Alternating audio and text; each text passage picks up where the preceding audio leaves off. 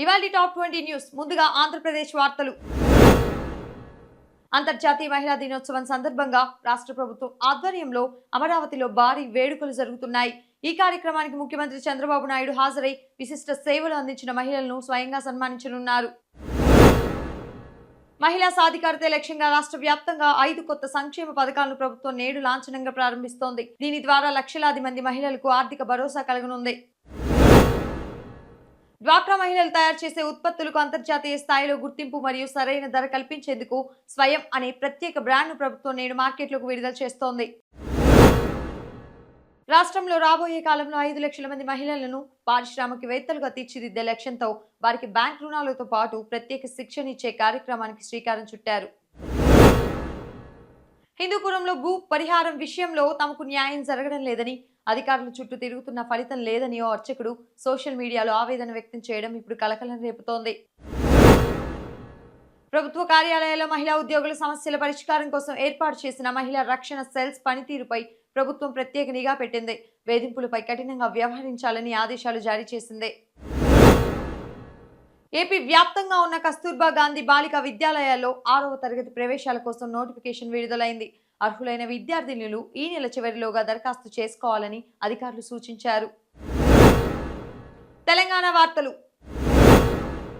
Megastar చిరంజీవికి తెలంగాణ ప్రభుత్వం ప్రతిష్టాత్మక ఎన్టీఆర్ నేషనల్ ఫిల్మ్ అవార్డును ప్రకటించింది. తెలుగు సినిమా కీర్తిని దశ దిశగా చాటినందుకు గాను ప్రభుత్వం ఆయనను ఈ గౌరవంతో సత్కరించింది.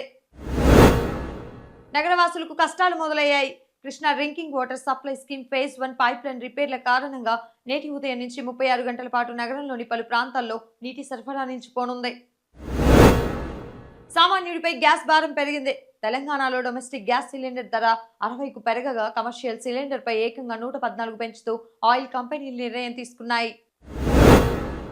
నిరుద్యోగ సమస్యలను పరిష్కరించాలని డిమాండ్ చేస్తూ నిరుద్యోగ జేఏసీ ఆధ్వర్యంలో నేడు దిల్సుఖ్ నగర్ నుంచి భారీ ర్యాలీ నిర్వహించనున్నారు.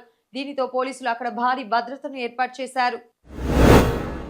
హైదరాబాద్ క్రికెట్ అసోసియేషన్ లో జరిగిన ఆర్థిక అక్రమాలపై ప్రభుత్వం సీరియస్ అయింది. దీనిపై పూర్తి స్థాయి విచారణ జరిపి నివేదిక ఇవ్వాలని సిఐడిని ఆదేశించింది. రాష్ట్రంలోని యూనివర్సిటీలో కొత్త విద్యా విధానాన్ని అమలు చేసేందుకు ప్రభుత్వం కసరత్తు పూర్తి చేసింది. దీనివల్ల విద్యార్థులకు అంతర్జాతీయ స్థాయి విద్యా ప్రమాణాలు అందనున్నాయి. ఉపాధి అవకాశాలను మెరుగుపరిచే దిశగా ఈ విద్యా సంవత్సరం నుంచి డిగ్రీలో డేటా సైన్స్, అనలిటిక్స్ వంటి 10 కొత్త స్పెషలైజ్డ్ కోర్సులను ఉన్నత విద్యామండలి అందుబాటులోకి తెచ్చింది. జాతీయ వార్తలు.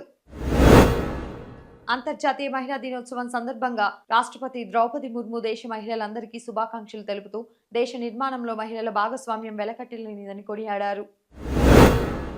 టీ20 ప్రపంచ కప్ ఫైనల్ 4కు సర్వం సిద్ధమైంది. అహ్మదాబాద్ స్టేడియంలో నేడు భారత్, న్యూజిలాండ్ జట్లు తలపడనున్నాయి.